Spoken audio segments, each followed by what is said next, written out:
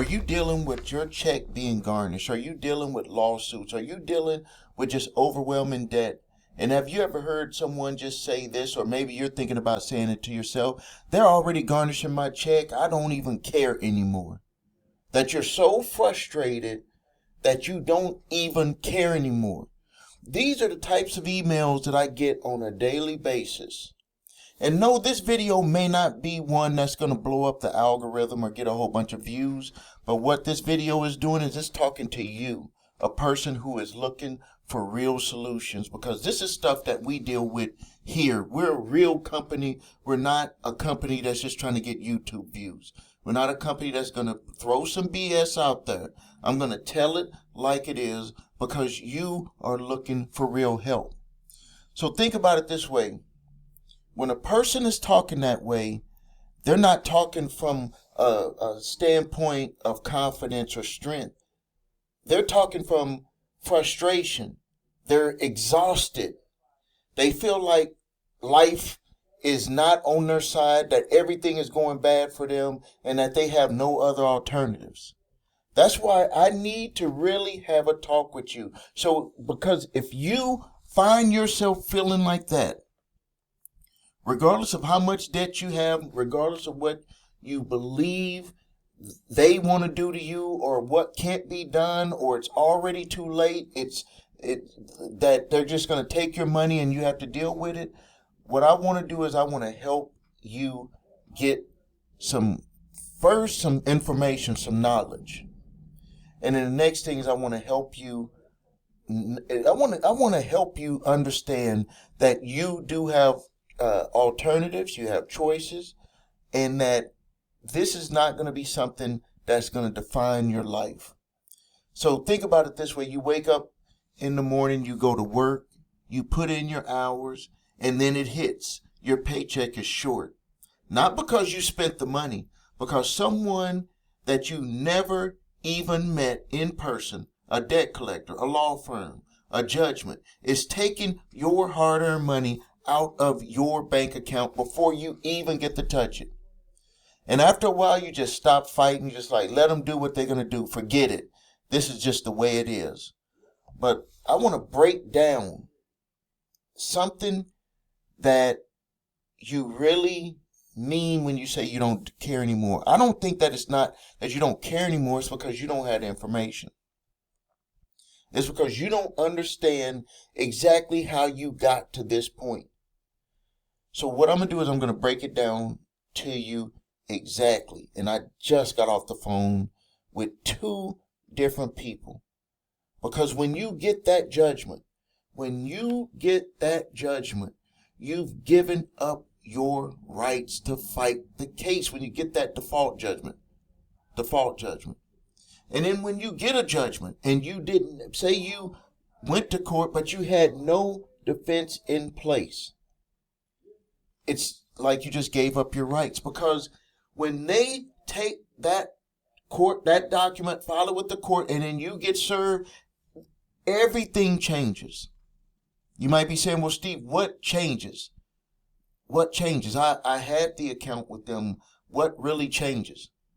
Or the debt collector bought the debt, and maybe I could do a debt validation, which isn't going to work at that point. What changes? This is what changes, is that when they take you to court, they make allegations. Anyone who makes allegations to you, you can defend yourself, and you have a right not to help them make their case.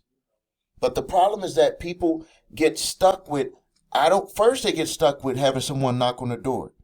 Like the person I spoke with earlier today, they were in shock when the sheriff came and knocked on the door and said, you've been served. So that's the first thing. But the other part is, even when you get the document, say they leave them at your door, you don't know what to do, what to say, how to say it. You don't know the next step. You can't sleep at night. You're having trouble. Maybe if you're married, your spouse like, what do you done got us into, or what did you both get yourself into? And we got to take care of the kids. We got to get some groceries. We got the car payment. We got the rent coming due or the mortgage coming due. How are we going to deal with all of this? And people just get frustrated, and a lot of people shut down. And a lot of couples end up breaking up over this, because they think that just because they run a way, that's the thing that they got control of, is themselves, to just be like, well, F it, I'm just out of here. Or they argue, and then, the family is just basically almost destroyed. Not that it can't be repaired, but it's almost destroyed. And then making bad examples to the children. This is real deal. This is stuff that people don't even talk about. Because before you could even deal with what's going on with your case, is that you got to get over that. And some people can get over it quick. Some people stay frustrated. Some people are frustrated, but they take action. And depending on your personality is going to be the difference on if you get that summons or you got that judgment order and they want to do a debtor's examination and you don't know what to do, what to say. You go run to ChatGPT. ChatGPT doesn't know how people feel. I slap myself in the hand. I feel this. I went through a $104,000 lawsuit. I went through a lawsuit for $4,500 from a debt collector when I was 24 years old. I know how it feels. I know how hard it can be to want to go to sleep. You could be sleeping and 2 o'clock in the morning, you wake up and guess what's the first thing on your mind is that damn lawsuit or that judgment or that debtor's examination. You got to go in there in front of these people who got this quote unquote power over all of us, a judge and then the attorney. Everybody respects attorneys. Attorneys got to know what they're doing. And some people just can't take that. Some of you might be able to take it, but I'm talking to the people who believe that they cannot take it. And then the people who think that they can take it, I'm talking to you about letting you know fully about what is going on, because some people are like, they can do what they can do to me, but they really don't understand what they're saying.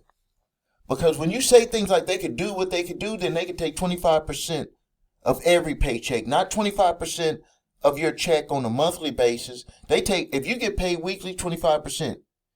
25% for 52 weeks until that judgment is paid with interest, attorney fees.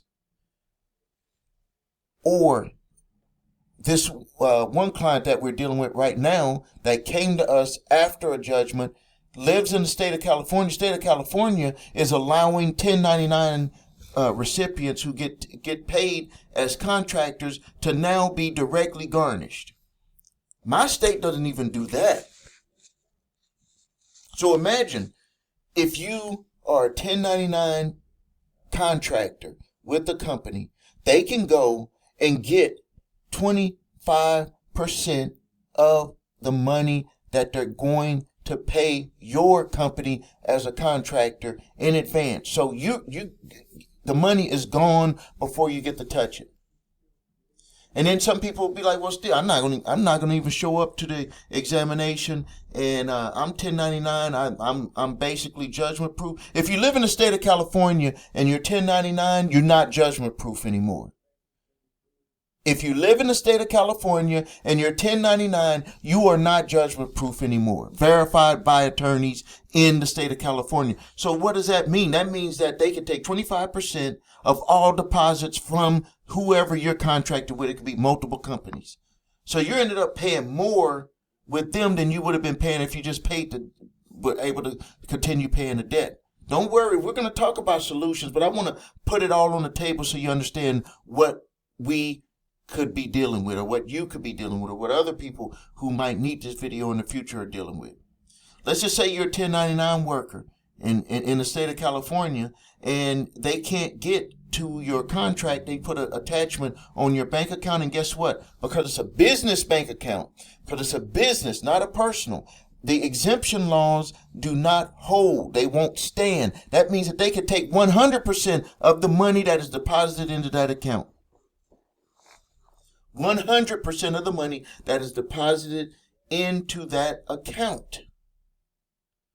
So what we have to do is we have to be very, very, very proactive. We have to understand that the words that we speak, when we say things like, I'm overwhelmed, I can't even think, I can't even deal with this problem, I don't want to deal with it, just leave me alone, that's not the options. That is not the option. So let's briefly walk down how a person ends up with a judgment and how you can avoid a judgment. And if you have a judgment, what are your options when you have a judgment? And then if they're already trying to garnish, what are our options if they're already trying to garnish? So first one, if you are being sued by a debt collector, you're being sued by the original creditor. It does not matter if you had the account. When they do that, they go into a different area of the law that makes them have to prove their case. So you should immediately respond to that case appropriately. And we're not talking about go throw something in the chat GPT and hope that it's going to work. You need to get with someone who can give you certainty. We've done this. You can go to our website, summersmaster.com, and see examples of people who have won real cases. And I think that that's worth it. Number one, that you'll get to talk to somebody. And number two, that you'll know that all the way through your case, you're going to be able to speak to someone, email someone if you work, if you need to, if you don't want to talk on the phone. Anything that happens during that case, and you're going to get real information from someone who knows how it feels to be sued, who knows how it feels to be able to resolve these types of issues, who knows how it feels to be able to win these types of cases.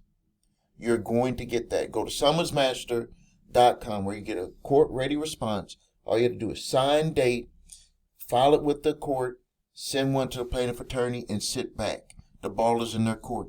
Your case could get dismissed by just doing that simple thing the right way instead of overthinking it. Now let's go to the next step. If you have a judgment already, if you have a judgment but they're not trying to garnish you, if you did not know that you had a judgment, like we have people come to us, they're like, I did not know that I had a judgment. I was never served. If you were truly never served, you can get your case reopened. We can reopen your case. We would need to see the documents. And if you are saying that you were never served and we take you at your word, we can draw up the documents to get your case dismissed. And they could come back if they want to, but more than likely they won't come back with the way that we write these, set aside order, or to set aside the motion to set aside. And this is not something that you can go and find on ChatGPT. It has to be done a certain way. We've even seen where attorneys don't even do it this way. Most attorneys may be able to get a motion to get it reopened, to get it vacated, but they don't do the special thing that we do to prove to the judge that if they reopen it, more than likely, they will not be able to get a judgment. That's the special thing that we've learned to do over time from working with our clients, and they've all gotten their cases set aside, and the collectors and even original creditors did not bring the cases back. Let's say that you got the judgment, you don't want to go through all of that, you just want to settle. We can help you settle. We speak directly to the attorney, no letter writing campaign. We will get an agreement in place where you can pay less and be able to move forward in your life. And if you need to do it with a lump, if you can do it with a lump sum, we could do it with a lump sum payment to get a better discount, or we can push for the best discount with payments. We have experience doing it. We do it all the time. If you need help with that, go to thecreditrepairshop.com and you just give us a call. We'll help you out with that. Or hit the live chat and we'll help you out with that. The other thing, if you have a garnishment order right now, this is the one that really frustrates people because they're already either garnishing your paycheck or they've notified you that they're going to garnish your paycheck. Now, if you never knew about the order, about the judgment, about the original summons, you were never served, we can get that overturned and get any money back that they've garnished you. All of it. Whatever they've garnished you, all of that money would have to come back to you. But let's just say that you did know. You got served. You just didn't do anything about it. You gave up your rights. Now you're, down the road. There's nothing that you can really do about it other than making a settlement offer. You don't have that type of money. You're struggling. can barely make ends meet, and now they got this 25% garnishment that's about to hit you. The first things you need to do is you need to look at potential exemptions for your state. You can simply go online. They should give you a document, but they're not going to really try to help you out. They're not going to really try to help you out. In my state of Wisconsin, what we have is something that's called poverty guideline. And even if an individual, what it's basing, even they may not be technically in poverty, but state of Wisconsin requires that if an individual has a certain amount, it only makes a certain amount of income, or they have dependents make a certain amount of income, and they have dependents, and they have it all the way up to, I think, 8 dependents or more, that the individual may not qualify to be garnished. But it does not make the debt go away. So I want to be clear. The debt will not just go away. It says it's going to give the individual relief from paying that garnishment, and then they can, figure out things. Because the number one thing that really frustrates people is when you get that garnishment notice from your employer and they say, we're getting ready at 25%. We have no other alternative but to pay up. And this is something that I understand as an employer for one of the companies that I own.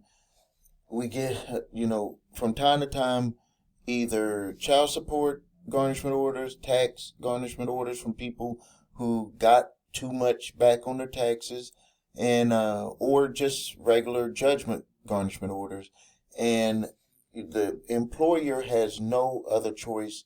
It's court ordered. Once we get that court order, we have to put that into the system and take out that money and send it to them weekly or bi-weekly or however you get paid. And so all of that can frustrate the hell out of people. So if you're in that situation and you just want us to do a simple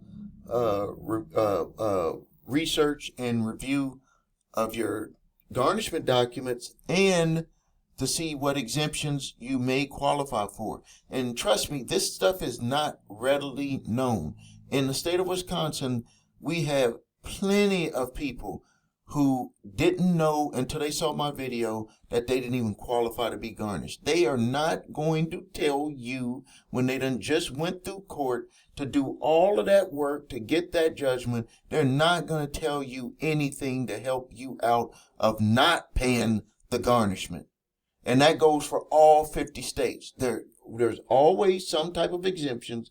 I found out in the state of Florida that from doing the research that an individual has to sign off on getting themselves garnished in the state of Florida. So if you don't do anything, you basically are saying, yes, I agree to have my income garnished, my paycheck garnished. If you sign off and say, no, I do not agree to have my paycheck garnished, the judge could order that there will not be any garnishments from the paycheck.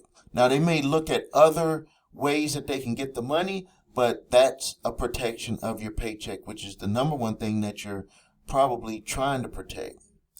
So now, if you need help with your credit, please visit us at thecreditrepairshop.com. Watch video What Makes Us Different so you can see my 8-point validation process, my 2-phase settlement process. If you need your credit reports and scores, go to the website 3scores.com. Links are below this video, and you can see it on the screen here. www.your3scores.com. If you need help with debt collector letters, go to summersmaster.com where you can upload your debt collection letter and get an exclusive certified debt validation letter that can stop a lot of this mess from happening.